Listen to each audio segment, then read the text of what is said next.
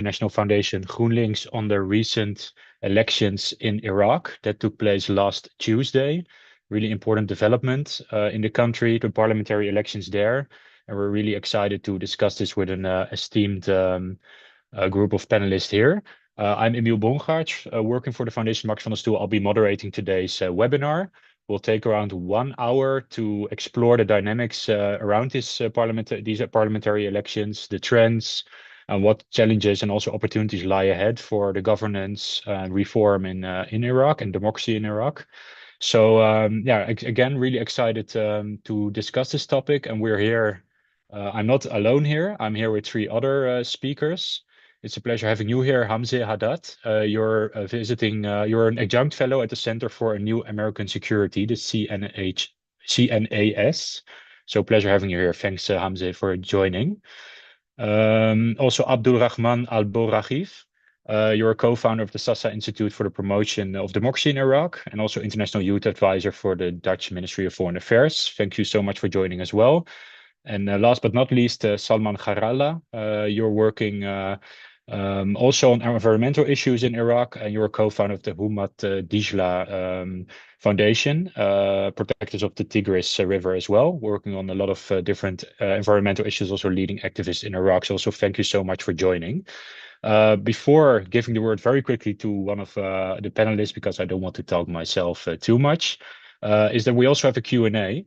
So please put your questions in the chat. If you want to ask something to the panelists, we have around 1 hour, so you can ask these questions at any moment. And you can also rewatch this webinar. So if you found it interesting, please feel free to forward it afterwards as well. So without further ado, let's get started. So last Tuesday, the elections took place. And yeah, just starting very general, Hamza, how do you assess the results of these elections?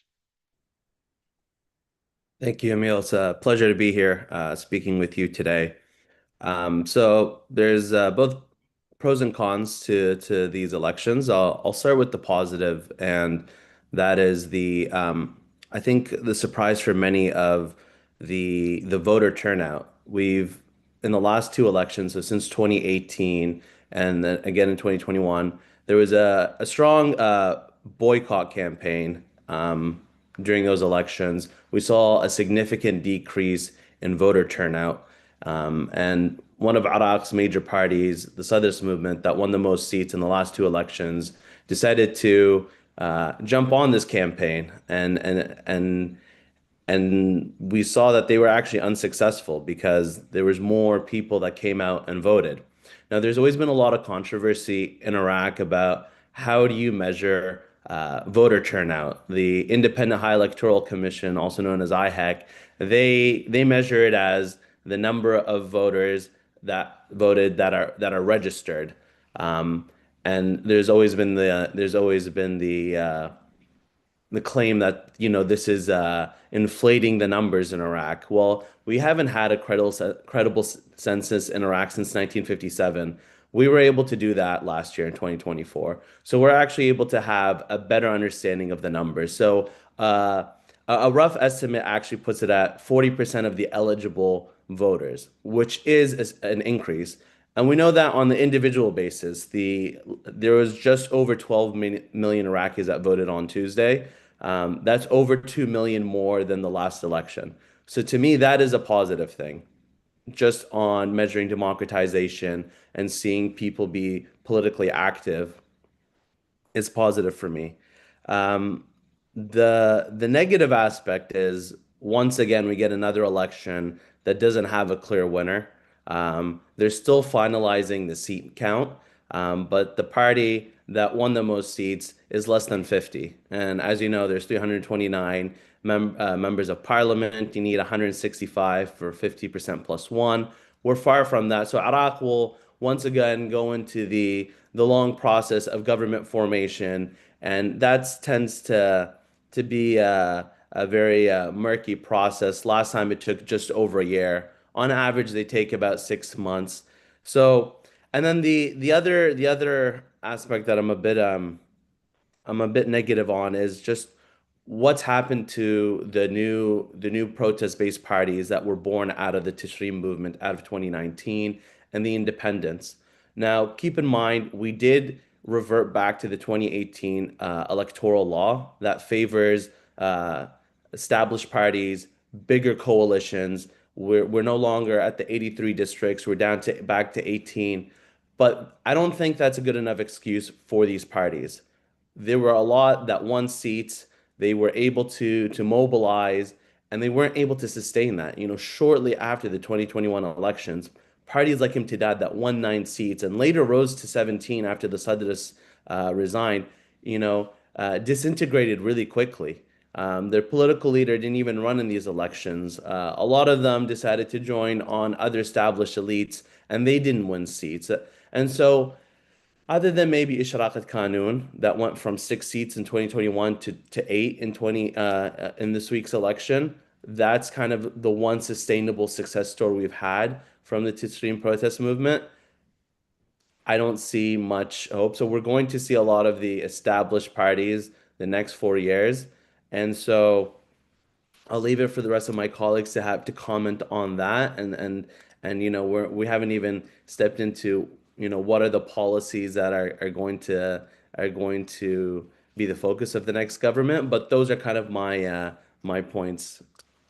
Yeah, thank you, Hamza. And these regarding the protest move is also definitely something we wanted to touch upon because there are at the moment there are like three parties, right, that had been affiliated to the protest movement here and there. You have the Imtidad party, but also Beit al-Iraqi. Is that true? Like, did they also run in these elections, or weren't they? So because we reverted back to a past the post system, larger districts, we had coalitions. So you had a lot of the let's call them the Tishreen based movements. They joined a coalition called Al Badil.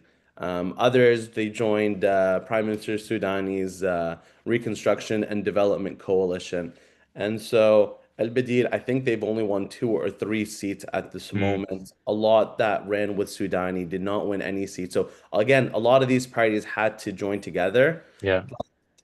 And like I said, yes, the new electoral law was not favorable to them, but I think that's just an excuse for them who could have organized and prepared themselves. Keep in mind, the electoral law changed quite recently. Sorry, quite early in the last government. So it's not like they didn't have years to prepare for this. Yeah, exactly. Maybe continue to you, Abdulrahman, regarding these developments. It would be interesting to hear your perspective, but also regarding the turnout, is how do you assess like why the turnout was bigger this time than the other years around? What do you think are reasons for this? Yeah, thank you very much, and thank you, Hamza, to establish this common understanding for the elections in Iraq. Definitely, the biggest winner we could say is the Reconstruction and Development Coalition led by the current Prime Minister Mohammed Shia Sudani. He's alone got more than 90,000 votes in this election. The whole coalition got more than 1.3 million votes all over the country. That will be something around 45 to 47 seats in the parliament. Still, there's no final results for the election. But still, it is not enough to form a government. It is evident by the last elections also. 60 seats, 70 seats, even 73 seats are not enough to form a government. And even if you are the winner, it's not guaranteed that you will be in the government. And that's probably because the gaps are in the election law and also in the constitutions when it comes to the forming the government and how it can be. There are many obstacles in front of the winners of the election, just like what happened last election 2021. Well, the turnout of the election, it's surprising, I would say. 56.1%. It's way more than the last election, which was around 40 to 41% in 2021. And there are many, well, I would say, explanations for this. Many try to explain it by Even the people who are boycotting, well, most notably Muqtada Sadr, um, there are some advices being distributed about, okay, you could also go to the elections, but you can destroy your own election paper. You don't need to choose a particular political party or particular candidate. That's also count in the participation. Also, in this election, we noticed, I would say, more of a phenomena of selling and buying the votes, which was more behind the curtains in the last elections, but this election was more vocal. And there are some candidates who were openly posting. Uh, uh, some observers who classified it as selling and buying the votes. So that's more pressure on people who having the election cards to participate in the election. And also there's a very important, I believe, information about the turnout and how it is 56% now, because the the official authorities did not count all the eligible people for voting. They only counted people who already updated their own election card. So we have two election cards. In Iraq, you cannot vote by your ID. No, you have a special election card that you go and vote with it. The old one, it doesn't have photo, which were very concerning for a lot of years. And the new one has a photo, it has more security components. So the official authorities are only counting the people who are updated their election cards, which is, we're talking about 21 million Iraqi. But the people who are eligible for elections, they are around 30 million. So there are around 9 million voters are not counted on this turnout. So if we count them as eligible voters, the turnout will be way less than 56%. Still, within the current result, the initial results, I believe it will be very hard and very challenging for the current prime minister to have another term in the government, especially with the rise of the new power who were responsible for the position of the prime minister, and he definitely need to find a common ground with them to have another term as a prime minister. Yeah, thank you. And yeah, a lot to follow up on, especially the government formation and what's expected there. And maybe to continue, Salman, also on the issue that Abdulrahman raised around like networks of clientelism being used during the elections to rally voters using financial measures, but sometimes there also have been reports that, for example, water, kind of environmental issues have been used also to draw voters to these elections. Is that the case? And if so, can you tell some a bit more about it? Thanks. Yes, thanks a lot. Thank you. I'm really delighted to be here today.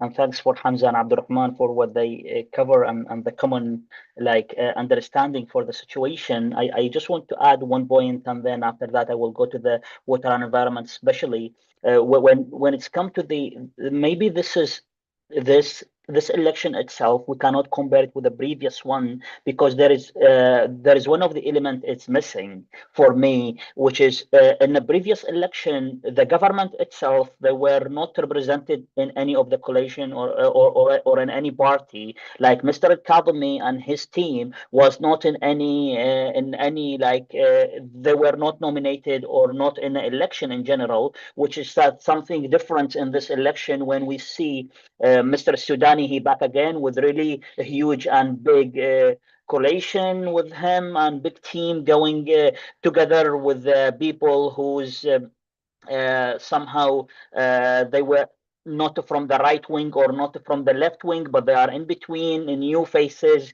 new youth. So he play on these things, as well as this is the first, maybe this is the first time that we see the committee who's moderating the election itself. It's making a lot of legislation and legal cases.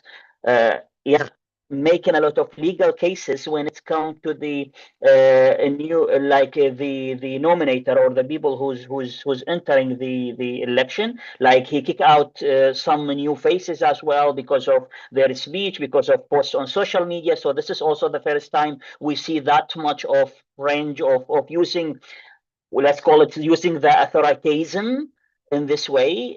We can explain it maybe. And in the end, just to go to your question directly, it's the environment and water topic. Maybe this is the first election has been used the environmental and water topic as a priority in their program.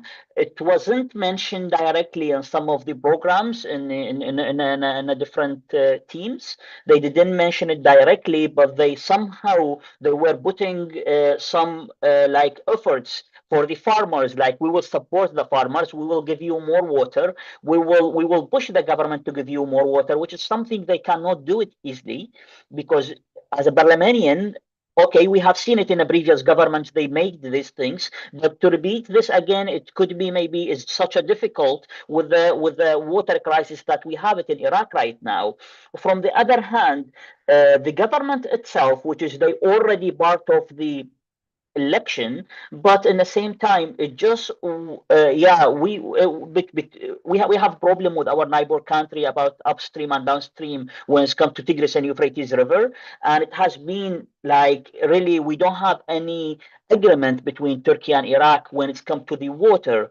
The government, they use this as one of their tool maybe for promoting as well, because you can imagine, like, it's 1 week just before the election, they made this memorandum of, they signed this memorandum of understanding with Turkey, with inviting the Turkish Foreign Affairs Minister of Foreign Affairs to Baghdad, and to sign it directly in and the minister of with the minister of foreign, the Iraqi Minister of Foreign Affairs, and the Prime Minister himself was standing to sign this, which is, they call it something, it's never happened, something historically we can call it in this way, and something never happened before, and they use it as one of the tools, which is 2 days before this MOU, there was a massive and big campaign on social media against the government, and a lot of like calling for boycotting all the economic projects and economic trade with the Turkish government, and also talking about how the water shortage affecting the environment and the water scarcity in Iraq in general. And after 2 days, just 1 week before the election, they signed this MOU. So I think that's one of the tools that the government has been used as for promotion, and that's a new significant actually, that we can record it when it's come to this topic. It might be for the next election.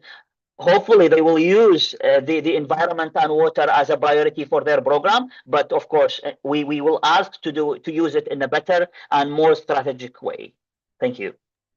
Thanks, Salman. Yeah, before going ahead to like expectations for government formation, which is very, very complex in Iraq, it might also be interesting to set one step back and to also for a lot of viewers not being so familiar with the Iraqi political system, about like the certain policies that parties proposed during these elections, and what kind of policies, or if there were policies whatsoever, because like coming from your answers, turnout increased slightly, but it could also be addressed and understood through like these clientelistic structures that had been updated in ways, became stronger in ways. So that would also imply that a lot of the youth and people in Iraq that feel very disillusioned by politics, who went to the streets in 2019 till 2021, still really feel minimally represented and are minimally represented in this political setup. And yeah, do you feel like these parties, and I want to address the question first to you, Hamzeh, the parties that currently are very big in parliament, that did well in these elections, that they propose policies, that they have updated their ideas here and there to also address the issues that really were key to these 2019 until 2021 Tishreen protests? Great question, Emil. And my colleagues raised a lot of great points as well that I'm going to touch on. I wrote a piece this month with Marcina Shimmari for Brookings about this elections, and one of the things we were quite critical of was the lack of the debate of policy amongst the political parties. So Salman is right that it was a positive development that water, the environment started to be discussed. But again, it was only because the Tigris and Euphrates River were, level of water was so low. It was just, it's right in front of your eyes. You couldn't ignore it. So yes, it's positive that we discussed this, but it's truly a shame that it had to reach this level literally for us to start debating that as a policy. But if anything, I saw political parties kind of actually revert back. So after the defeat of ISIS in 2017, the next election, you started seeing political parties push towards nationalist narratives. Now, they're still not discussing policy that much, but it was a positive development. That kind of continued in 2021, especially with the smaller districts. Candidates were able to discuss policies on a more localized level, which was a positive development. I saw a lot less of that. Other than the water crisis that Salman is talking about, I didn't really see anyone discuss policy other than, we need to raise voter turnout, somewhat resorting back to sectarian language of we're going to lose power if we do that. So in terms of policy, it's truly we're behind, and I think the argument in the article was this is our seventh election since regime change in 2003. It's the sixth election under the current constitution. It's been over 20 years, or 20 years exactly, of elections. We now have to push forward. We can no longer just pat ourselves on the back and say, good job for holding elections because, the region's in turmoil or we have civil war or etc. No, we need, as Iraqis, we need to be the ones pushing our democracy forward. We shouldn't need outside powers or Western states telling us to take that next step. We should be wanting to do that. As for government formation, Abdulrahman spoke about the difficulty of Prime Minister Sudan in getting that re-election. He's absolutely right because, as Salman said, it's a large coalition, and funny enough, it kind of actually reflects former Prime Minister Hadad al-Abadi's coalition in 2018. It was kind of like a free-for-all. I'm the incumbent, so I'm going to be popular. People are going to jump on that. And there was no, speaking of policy, there was no real policy that was uniting this. You had Falih al-Fayyad, who's the chairman of the Popular Mobilization Commission, someone who's very close to armed groups, to Iran, as well as so many of the Tishreen-based MPs that won in 2021. They were all jumping on this ship because of the popularity of the prime minister and the electoral law that encourages you to have large coalitions. And Abadi won 42 seats in 2018, and within weeks, his party disintegrated to about 10 because, once it became clear he was not going to be a prime minister, they jumped ship. I wouldn't be surprised if the same thing happens to Soudani. Now, the difference is no one won more seats than Soudani, so he might have a bit of a stronger say of trying to form the next government, but it's very difficult. Noor al-Maliki won 92 seats in 2014, and he still couldn't form a government. Ayad Alawi won 91 seats in 2010, couldn't form a government. The Sadr movement won 73 seats in 2021. They resigned out of frustration. So 45 to 47 is a far cry from those numbers, and that just is going to give you an idea of how difficult it is to form a government. Yeah, exactly. Thanks, Hamzeh. And going at with you, Abdulrahman, again, like on this policy level, the policy proposals from these parties, do you agree with Hamzeh with what he said, that it's really difficult to find any specific policy proposals during these elections? Thank you.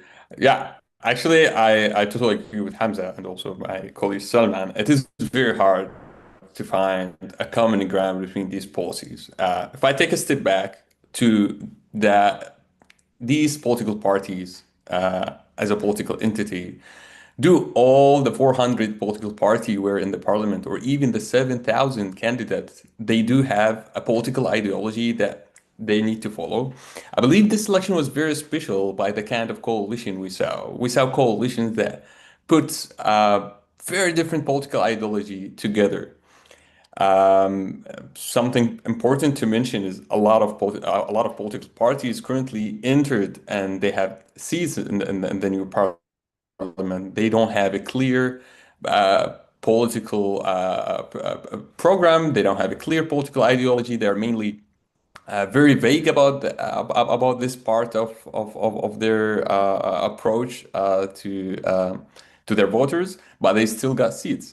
We have some coalition. They are putting together the communists and the capitalists and the revolutionary with. That was the first election where you can see this kind of coalition. They are so desperate to have the seats in any way possible, far away from the typical democratic election. It was mainly a race to gain as much seat as possible between these coalition that will be translated later into the government and how big is your share from the new government. This is what make it harder to estimate or predict the policies that will go out or be admitted by these parties. It is very challenging because mainly it is not systematic way to approach a goal or a thing that they promise their voters. It's mainly even what happened just a week ago with Turkey about tigers. It was more about like a reaction. We reached a very severe crisis until we got this development. There is no systematic way to reach goals and developments, but we just like a reaction to something happened and the government need to do something. And that's all definitely count for the current Prime Minister, Sudani. Currently, also it is important to mention the coordination framework, الإطار التنسيقي. It's the main Shia parliamentarian powers and political parties within the parliament. They like chose the Sudani in the first place to be as a prime minister in 2023, and now he's technically still in the coordination framework, but I don't think that the coordination framework will choose him again for this position after the big coordination, I would say, within this framework in the last 2 years. It is also important to mention that environmental agenda, water, and as well as youth are obviously not a priority within the winners in this election. Before this election law, we had another election law who gave the opportunity for younger people to enter and be a candidate in the election. And then after changing the law, now they raised it from 28 years old to 30 years old, which also give you a picture about how what kind of policies the winning parties want to achieve within their term in the parliament, as well as a lot of restrictions for the civil spaces, a lot of restrictions for what they call it the all kind of freedom of expression and definitely more topics that Tishrin-based movements were focusing on, but not anymore. Yeah, thanks, Abdulrahman. And Salma, maybe to continue is, what are your expectations from upcoming government formation? Because Iraq is also kind of notorious of having very, very long formation periods where there's a really unclear what's happening behind the scenes, and there is a lot of like negotiation behind the scenes. Is that also what you expect now to happen again? Yes, yes, surely. I'm totally agree on this. Especially, I think this like to choose this government will be much difficult than the previous one and the rest, because with this new one, they really like as Hamza was mentioned, the numbers is really close to each other, and that will give more when it's come to the negotiation. With the negotiation and diplomatical negotiation, they cannot like it's not easy to carry, especially that we all sure like the Sudani, he want to create the cabinet again and being again as a prime minister. That's what he want and what his people want. From the other side, from الإطار التنسيقي, from the coordination framework, they would like also, of course, like Noor al-Maliki, one of the famous face, he want to bring it back again. Of course not, because there is a lot of debatable against Nouri al-Maliki, but in the same time, there is another talk behind the screen between Kurdish and Sunni people, because now there is a new talk about who will be the president of Iraq. As we have heard, like in the news in the last 2-3 weeks, there is a lot of talk and debating from the Sunni parties when they said we don't want the like to be the chair of the parliament again. We want to be the president of Iraq should be from Sunni, not from Kurdish. So that's a new debating as well. That might be adding another layer of complexity when it's come to the negotiation and which one will get what. But in general, it's again those kind of government will not belong the seats and how many seats you have. It's belong to the sectarian, which the sectarian situation will lead the groups to and the alliance. What's the alliance about? And as Abdulrahman said, it might be there is somehow opportunity that Sudani cabinet will be like Sudani alliance to come together with the coordination framework. It might be close to each other and coming to each other, but maybe that's not possible because the negotiation will take more time from both sides, especially that we saw the boycotting people who's sitting at home. They start yesterday using their social media tools to putting more pressure on the new government and the new elected people. Thanks, Salma. Yeah, this gives room for a lot of follow-up questions. I also got some questions from the chat, but maybe to follow up on one thing you mentioned is like normally the prime minister, it comes from Shia affiliated parties, the president from Kurdish affiliated parties, and the speaker of parliament from Sunni affiliated parties. But this is not like an obligation in the law or something, No, right? it's not written in the law, and that has been, and this is the first time has been mentioned in the media. It was always behind the screen. There is no law about it, but this time Noor al-Maliki himself, which is one of the very famous face for the Shia parties, he say it in the media directly that there is no law pushing that the prime minister should be Shi'i. And that's what Al-Halbusi, which is the previous, previously was one of the parliamentarian speaker. He said that clearly, like we can get the president chair for us, and this time could be for us as well. So those kind of speech is not, there is no obligation on it. But in the same time, it's.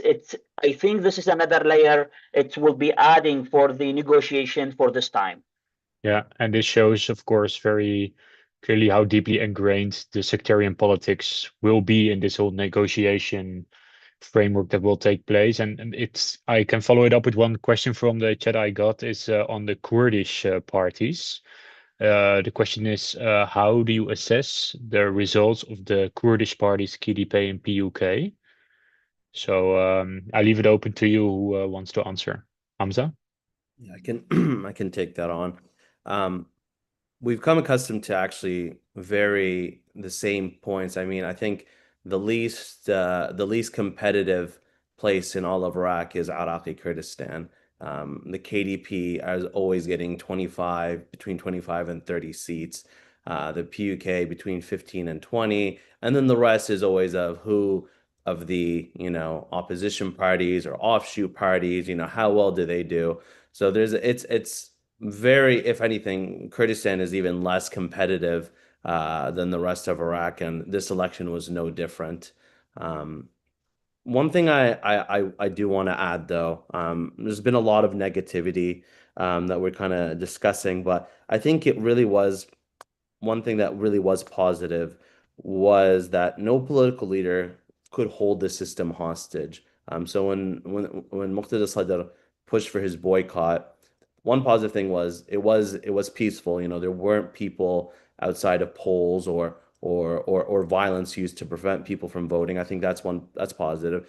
The second one is the fact that despite his call for boycott, we had more individual Iraqis come out and vote. I think this is positive. At the end of the day, we can talk about the negativities of, Abdulrahman spoke about buying off voters, but you can also look at it as is because elections still matter. There millions is being spent, and that's once again I don't want to lose sight of where we're at. We're in a region that's highly undemocratic. Iraq is very rare in this, and the reason we're able to even sit here and discuss the need for policies, discuss the need for greater citizenry, is because we have a system that it has been hard fought. A lot of time and blood has been spilled for it. And I did want to make sure we don't lose sight of that. Yeah, good point, Hamza. Really important to also bring that positivity here, and indeed, that's also, yeah, why for us it's really important to talk about these politics, to shed attention on this special situation and important situation of Iraqi democracy. And maybe to follow up on one thing you mentioned about like kind of the leverage that politicians could hold over the system, holding the system hostage. Indeed, that didn't take place, which is very positive development. And do you also assess like the role of Muqtada al-Sadr specifically as being decreased in the last couple of years, also after his moment that he tried to form a majority government and he failed? Yeah, now he boycotts the election. So would you feel like his leverage over the political system waned a bit? I think his influence has decreased significantly. So after the 2021 elections, he failed to form a government and he resigned. And the coordination framework, which is an umbrella of all the other major Shia political parties, proved that they can form a government without him. So that was the first step of actually decreasing his support. And then the next year in 2023, we held provincial elections, and they were able to prove we can form a government without you. We can even hold elections without you. And so, by the time 2025 came, he knew that they could hold elections without him, that they can form a government without him, tried to push a boycott movement, and it actually backfired. So even despite his strong voter base, which is around between 600 and 800,000 voters, oftentimes called a million strong, they still didn't impact the voter turnout. We still had, again, in 2021, 9.5 million Iraqis about that time voted, just over 12 million this time. So I think over time that has decreased his influence politically. Well, the counter argument can also be is the fact that he is taking a step back. He is rehabilitating his image, that he doesn't have to take the responsibility of corruption that takes place in politics. But I think those of us that follow Iraqi politics really well still know there's a lot of bureaucrats in the government that are still loyal to him. So even if he doesn't have his MPs in parliament, he still has his DGs and deputy ministers and others. Thanks, Hamza.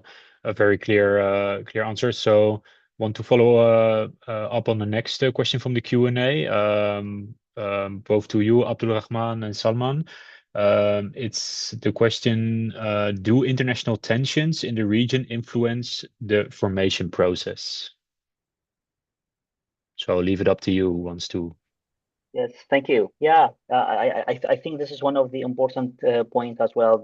How the international involvement, let's call it, and the regional situation, how that's also reflect on the Iraqi election. That's really has been we sure surely in this election couldn't be happen if the previous government will lead during the genocide in Gaza, what's happened in Gaza, or what's happened in Yemen and Lebanon, and the war between Israel and Iran. If the Iraq will not take the position that he took already, that means that will really affect the election and the process of election, and affecting all the environment that we are in right now. So that has been really clearly shown that the regional situation has been really always reflects on the Iraqi situation in general, especially also one of the new significant changing that's happened in Syria with a new government that they do have it after al-Ba'ath Party and Bashar, which is this is something also new significant and a new sign in the area, which is Iraq also. There is a lot of Iraqis and parties and Shia parties and other people. They were thinking Iraq will take really different position, but Iraq took really those neutral position to just keep this relationship in very diplomatic way, that we can keep at least everything silence and keep it in more sustainable way or sustained way. This is how can we assist this. So of course and in the same time, there is a new things happen in the last 2 months, which is the new head of mission of Trump mission. I think this is how they call it, the Trump mission to Iraq. I forgot his name, but with his visit to Iraq and his meets with the governments and the meeting that has been happening with Mr. Sudani himself, and we have heard that he meet other important people that in the election also. That's also adding more legitimacy for the election as well, to see this, and there is more hope that those who they has been called as Iranian militias or Iranian alliance will be more controlled from the next government because of the international intervention, maybe especially the United States intervention. That's what I want to say. Thank you. Abdulrahman?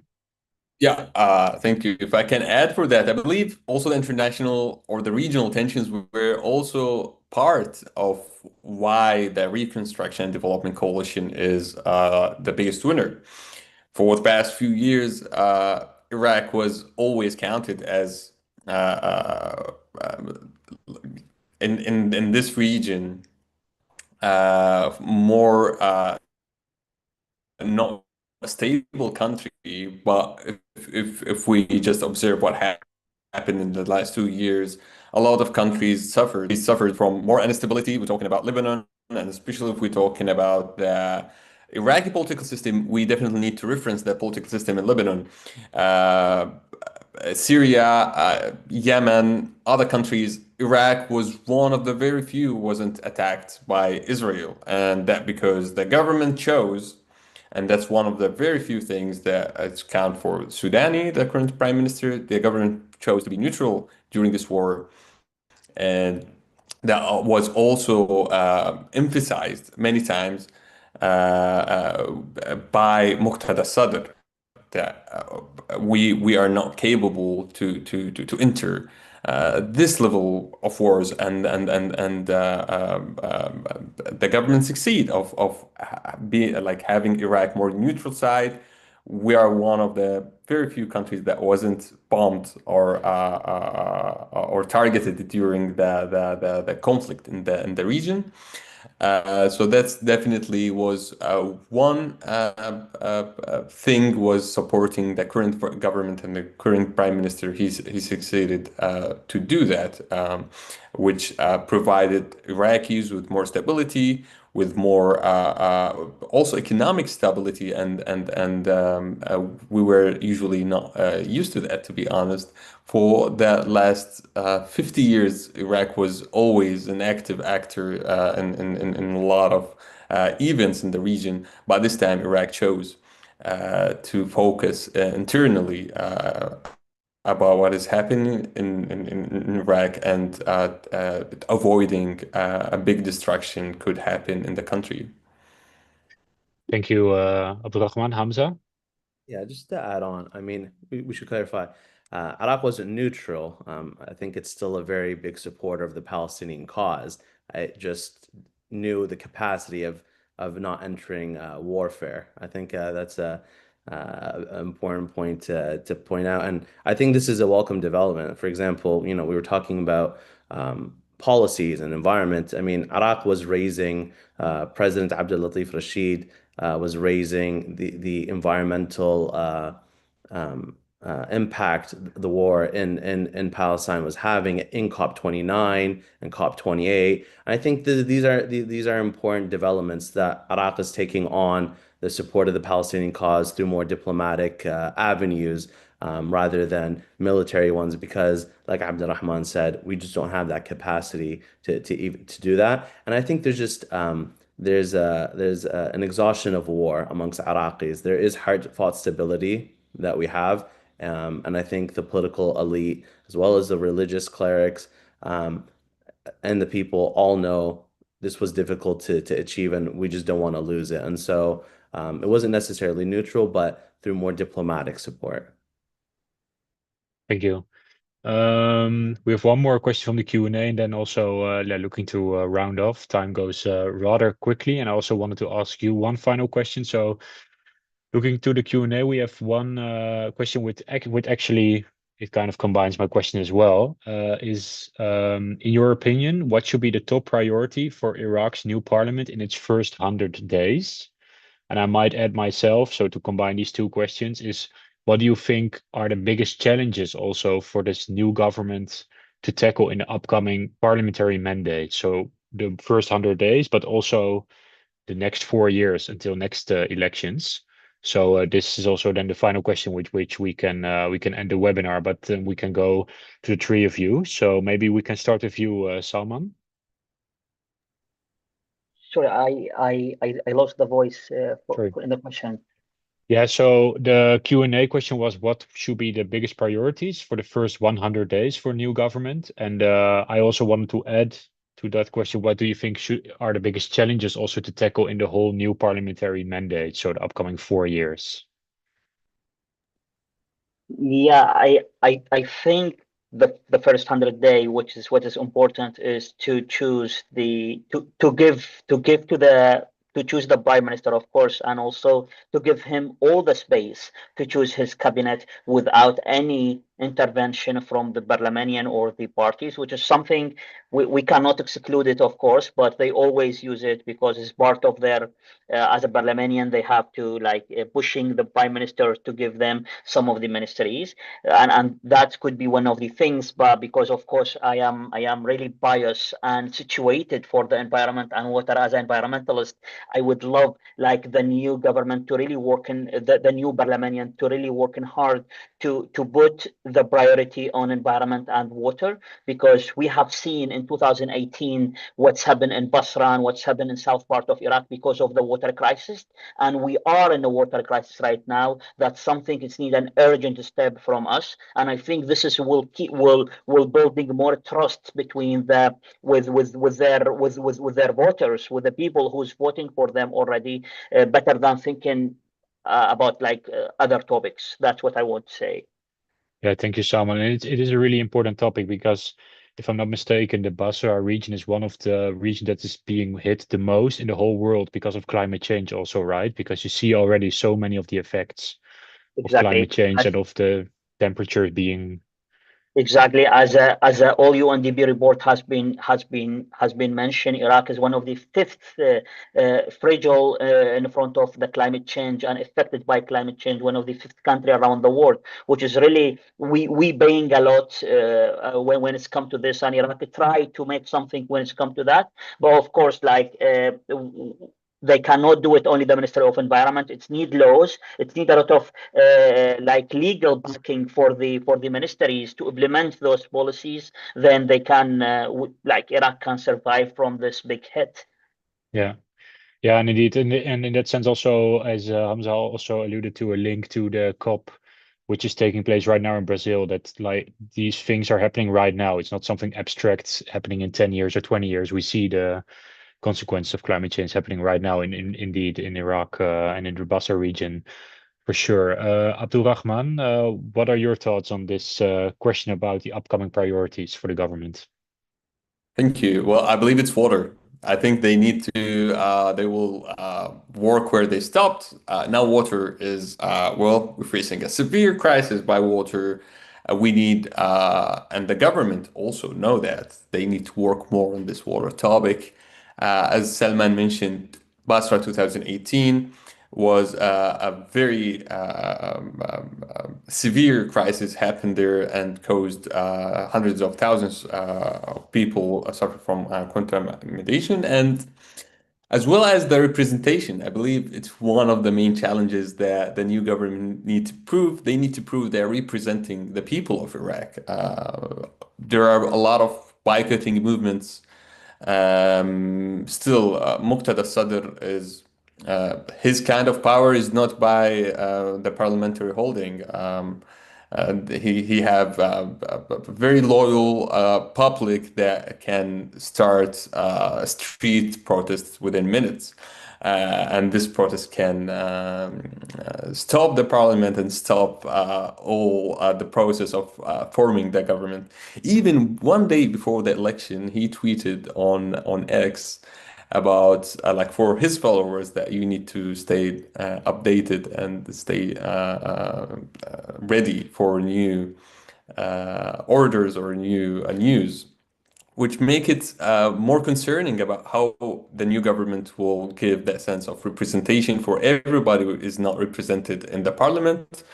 I would say for some extent, the prime minister tried to do that for his last 2 years, but this is a new question because then now there are more political parties are taking more seats, so they want bigger share from the government, and they have definitely different and very fragmented views about this thing. Also, for the Tishreen movements, they don't have that big of representation within the parliament, but still they are big public. What happened in 2019, I believe the government would not like to see it again happening, where people are frustrated from the government itself and the service level and the rights they have. So I believe they will try as much as they can to give that sense of representation. I believe it's one of the top priorities for the government to be formed and serve for 4 years. Thank you. Yeah, and that's indeed a topic where we started also the results of the Tishreen affiliated parties, which is not good, these elections, but there's definitely also a challenge for them to regain and to find that representation again in the upcoming years. And it's definitely something important to follow. Hamzeh, what are your thoughts on this final question? I think if it's if it's most likely a new prime minister, the first 100 days they're going to have to prove to the international community that they're maintaining Iraq's foreign policy of being diplomatic, playing a balancing act between Western and Eastern allies. They're keeping in mind there was a lot of skepticism around Soudani when he took the mantle in 2022, and so his successor will face the same challenges. And then even if he is to manage to get a second term, he's going to have to prove that he can maintain the policies of his first term, because the one example we had before is Nourin Maliki, and his policies in the second term were completely different from the first term. And so I think they are going to have to prove on the foreign policy front that they're maintaining Iraq's stable policy of being diplomatic, staying out of conflict, and managing interest. But one thing that I would like to see, I don't know if this is so much a priority, is some economic reforms. We didn't really get the chance to speak about that, but one of the things I wrote a report with some colleagues at Klingendale for Soudani's first 100 days. And one of the things we saw was just the populist policies he was taking on, such as removing taxation on telecommunications, and later on we saw the mass hiring that we're seeing. And there's a reason why a lot of people went out and voted. It's not just because he kept Iraq out of a regional conflict. he was maintaining its socialist social contract that we've had for decades of, we're oil rich and we're going to mass hire. And he was lucky the 3 years he was in office that, global oil prices were stable. There's no guarantee that's going to be the case for the next 4 years. As we saw during COVID, right? When they plummeted and immediately it put such a strain on the budgets, Iraqi budgets. So that in that sense, you would assess, Hamza, that that didn't change, like that fragility of the economic system in Iraq is still very fragile in that sense. Yeah, I mean, we had, the first kind of major economic crisis was in 2014 that coincided with the ISIS war. At the time, Prime Minister Abadi had to take a lot of economic uh, reforms, measures, cut back on public spending. And despite winning a war in less than 4 years, he was very unpopular because of his economic policies. And then the next major economic crisis we saw was during around COVID. Prime Minister Mustafa al-Kadhimi's government introduced an economic white paper. And I would argue before his government was over, by the time things got better, that was quickly out the window. Sudani completely didn't. I don't think he even mentioned it once. At least he didn't do anything to implement that. So that is something on a personal level that I think I would like to see. I don't think because of the regional tensions that might not necessarily be at the forefront, and especially with what my colleagues were talking about with the environmental crisis being in front of everyone's eyes, I think that takes precedence, but it still all plays a part economically as well. Yeah, yeah, and the ways to mitigate the climate crisis also needs funding and yeah, in that sense, that's key, of course. But it merits a whole other discussion, which I know colleagues also in this field that did excellent webinars on this for hours. So I will definitely also advise the crowd here to watch those. We came to the end of our hour, but I did get one more question from the chat, and I don't want to disappoint this person. So we can answer it maybe very shortly and then round off the webinar. It is, though, quite a big question, I must say.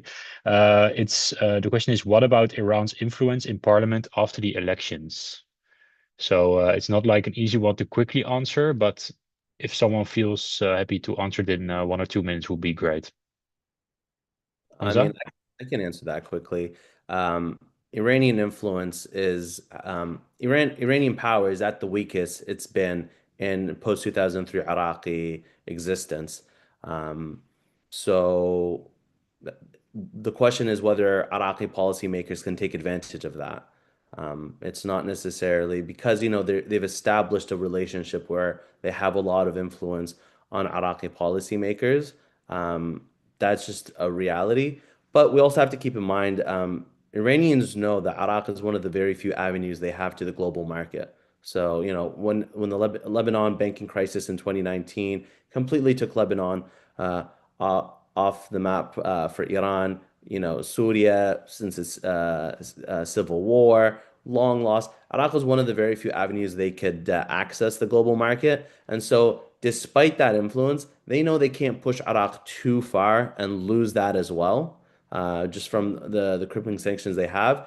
And when you factor in the political weakness that they've suffered over the last 2 years from the regional war with Israel, I think we're seeing less Iranian influence in Iraq. But because, they are our largest neighbor, we share the largest border, there is a lot of social similarities that they have. That's always going to be a reality. Then the onus is now on Iraq's policymakers, their newly elected MPs, to try to limit that as much as possible. And, elections were just on Tuesday. They still haven't been sworn in. We don't know how far they will counter Iranian influence. And I hope I answered as quickly as possible.